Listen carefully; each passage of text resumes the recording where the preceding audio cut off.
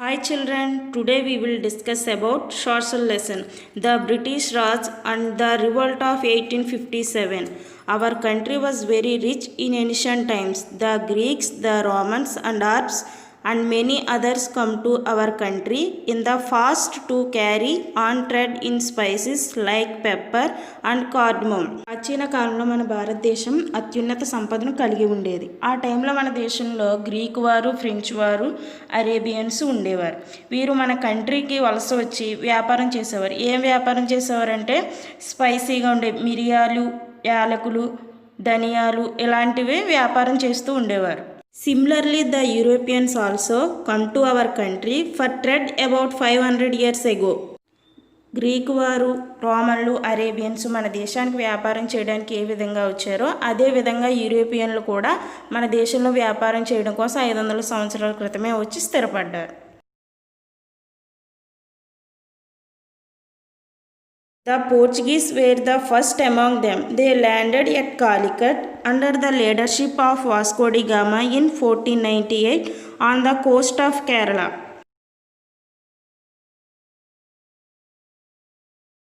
మొట్టమొదటిగా మన భారతదేశానికి సముద్ర మార్గాన్ని కనిపెట్టింది వాస్కో డి గామా. ఈయన 1498 లో భారతదేశానికి రావడం జరిగింది. Among them there was a rivalry and finally the British were victorious. Vasco da Gama భారతదేశానికి వచ్చిన తర్వాత డచ్ వారు, ఫ్రెంచ్ వారు మరియు బ్రిటిష్ వారు రావడం జరిగింది. ఈ డచ్ వారు, ఫ్రెంచ్ వారు, బ్రిటిష్ వారిలో బ్రిటిష్ వారు విజయం సాధించారు. That the British dominance our India began. The British come to our country as traders under the banner of the English East India Company and became the rulers of country. British వారు Indians మీద ఆధిపత్యం వహించేవారు. ఈ British వారు మన భారతదేశానికి వచ్చి వ్యాపారం చేస్తుండటంతో పాటు ఆ కంపెనీని స్థాపించారు. ఆ కంపెనీయే ఇంగ్లీష్ ఈస్ట్ ఇండియా కంపెనీ. ఈ కంపెనీని స్థాపించిన తరువాత బ్రిటిష్ వారే మన భారతదేశాన్ని పరిపాలించేవారు. Their first important political victory against an Indian ruler took place in 1757 when the British had defeated Sirajuddaula, the Nawab of Bengal, in the Battle of Plassey. 1757లో ప్లాసీ వద్ద జరిగిన యుద్ధంలో బెంగాల్ నవాబు సిరాజుద్దౌలాను ఓడించి తమ పాలనను ప్రారంభించారు. Later in 1764 they defeated another ruler of Bengal in the Battle of Buxar. Buxar యుద్ధం 1764లో జరిగింది. బక్సర్ యుద్ధం జరిగిన తర్వాత బ్రిటిష్ వారు బెంగాల్, బీహార్, ఒరిస్సా భూభాగాన్ని ఆక్రమించడం జరిగింది. బ్రిటిష్ వారికి పెద్ద మొత్తంలో అమౌంట్ అవసరం కూడా వచ్చింది. మన ఇండియా రాజకీయ వ్యవహారాల మీద బ్రిటిష్ వారిదే పైచేయి ఉండేది. It revealed the military weaknesses of the local rulers. It finally facilitated the conquest of the whole of India by the British. Later, the British were able to establish their political authority over a large portion of the country. India మొత్తం British వారి ఆధీనంలో వచ్చిన తర్వాత British వారు మన భారతీయుల దగ్గర అధిక పన్నులు వసూలు చేయడం జరిగింది.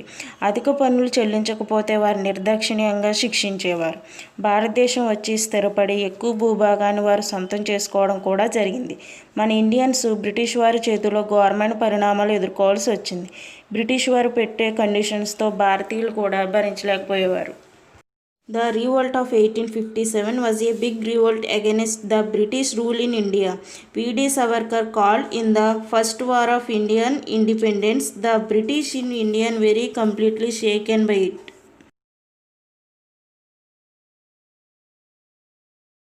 1857లో పెద్ద తిరుగుబాటు జరిగింది. ఈ తిరుగుబాటులో ఇండియన్స్ బ్రిటిష్ వారి రూల్స్ను వ్యతిరేకించడం జరిగింది. ఇది చూసి వీడి సావర్కర్ గారు ఇది ప్రథమ భారత స్వాతంత్ర్య సంగ్రామం అని వ్యాఖ్యానించారు. ఇది చూసిన బ్రిటిష్ వారు పూర్తిగా భయపడ్డారు. రివోల్ట్ ఆఫ్ 1857 బ్రిటిష్ ఆర్మీ, భారత దళాల మధ్య జరిగింది. దీన్నే సిపాయిల తిరుగుబాటు అంటారు. సిపాయిలు చాలా కోపంతో బ్రిటిష్ పాలకులు వారికి చేసిన అన్యాయాన్నే వారికి చేశారు. వారికి జీతాలు సకాలంలో అందేవి కావు.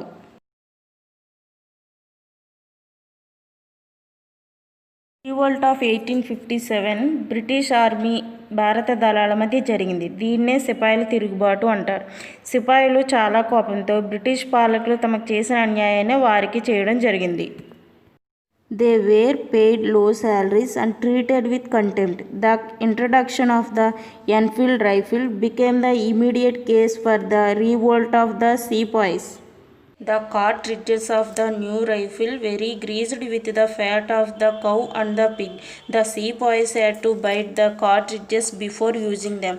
They did not like to do it as it was offensive to their religious beliefs. సిపాయిలకి ఇచ్చిన కొత్త రైఫిల్లో ఉన్న గుళికను కవ్ అండ్ పిగ్ ఫ్యాట్తో తయారు చేసి ఉంటుందని తెలిసింది.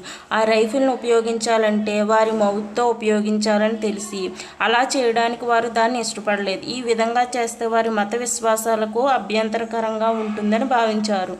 The revolt started in May 1857 at Meerut, where the sepoys had refused to obey the orders of the British officers and attracted them. Revolt of 1857లో మేరట్ వద్ద జరిగిన యుద్ధంలో సిపాయిలు బ్రిటిష్ అధికారులు చెప్పిన విషయాలను పాటించడం నిరాకరించారు. ఆ సమయంలోనే సిపాయిలు వారిపై దాడి చేయడం జరిగింది.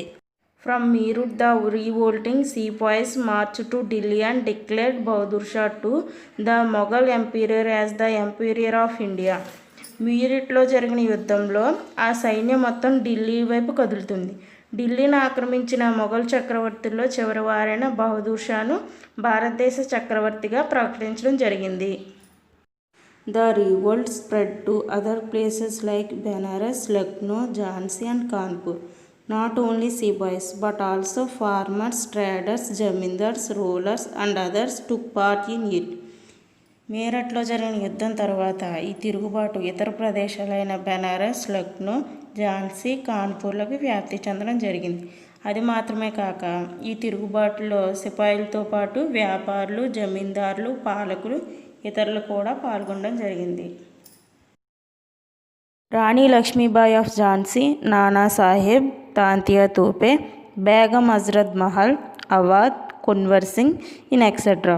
Among them, the Rani of Jhansi died while fighting. Tantiya Tope was executed. ఈ తిరుగుబాటులో ఝాన్సీ లక్ష్మీబాయి, నానా సాహెబ్, తాంతియా తోపే, బేగం హజరత్ మహల్, కన్వూర్ సింగ్ మిగిలిన వారు కూడా పాల్గొనడం జరిగింది. ఝాన్సీ లక్ష్మీబాయి తాంతియా తోపే సహాయంతో పోరాటం చేసి స్వాధీనం చేసుకోవడం జరిగింది. Hindus and Muslims fight unitedly against the British in the course of the revolt. Many of them fight bravely and died while fighting. ఈ తిరుగుబాటులో హిందువులు, ముస్లింలు ఇద్దరూ సమైక్యంగా బ్రిటిష్ వారికి వ్యతిరేకంగా పోరాటం చేయడం జరిగింది. Bahadur Shah two was exiled to Rangoon and was imprisoned there. Bahadur Shah Zafar చక్రవర్తిని దూర ప్రాంతమైన రంగూన్కు తరలించారు. చివరి మొఘల చక్రవర్తి అయిన ఆయన అక్కడే మరణించడం జరిగింది. As a result of the revolt, the rule of the East India Company ended in India. East India company ఈ తిరుగుబాటును అణచివేసిన వెంటనే బహదూర్ షా జాఫర్ను అతని పదవిని బలవంతంగా లాక్కొని అతని కుమారులను కూడా చంపివేయడం జరిగింది. The revolt of 1857 is significant in more than one respect. Thought the revolt failed the desire of Indians to become free. In later times, the revolt inspired many people to fight against the British. The revolt of 1857 తర్వాత భారతీయులకు గుర్తింపు వచ్చింది. ఈ తిరుగుబాటు తర్వాత ఎంతోమంది భారతీయులు British వారిని వ్యతిరేకిస్తూ విజయం సాధించడం జరిగింది.